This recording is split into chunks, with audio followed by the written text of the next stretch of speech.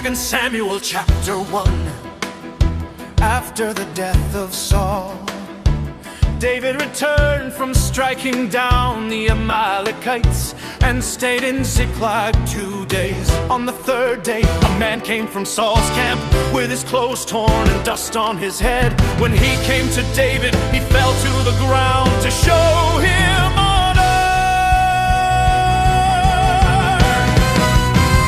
Where have you come from? David asked him. I have escaped from the camp of Israel. The man replied. What happened? David asked, tell me. The army fled from the battle, he answered. Many of the people have fallen and died, and Saul and his son Jonathan are dead. Do you know that Saul and Jonathan are dead? David asked the young man. I happened to be on Mount Gilboa. The young man said. Saul was leaning on his spear, and the chariots and riders were closing in on him.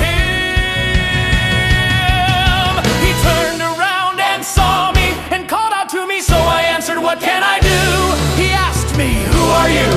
An Amalekite, I answered. Then he said to me, stand here beside me and kill me.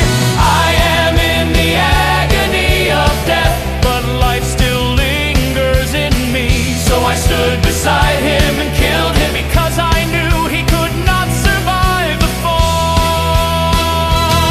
Then I took the crown that was on his head and the bracelet on his arm, and have brought them here to my Lord.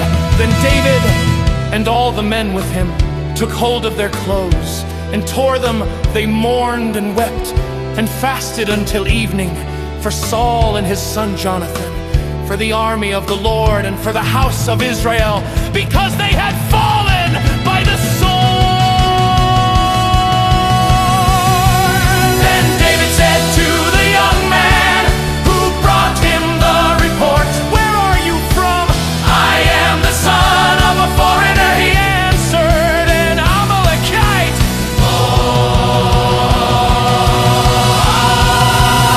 David asked him, why were you not afraid to lift your hand to destroy the Lord's anointed? Then David called one of his men And said, go, strike him down. So he struck him down, and he died. For David had said to him, Your blood is on your own head. your own mouth testified against you. When you said, I have killed the Lord's anointed.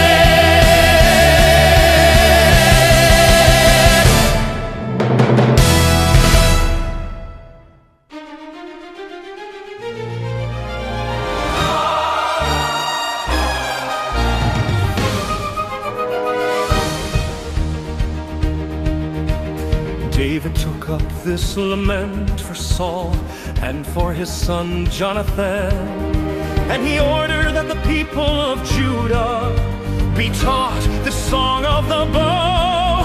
It is written in the book of Joshua,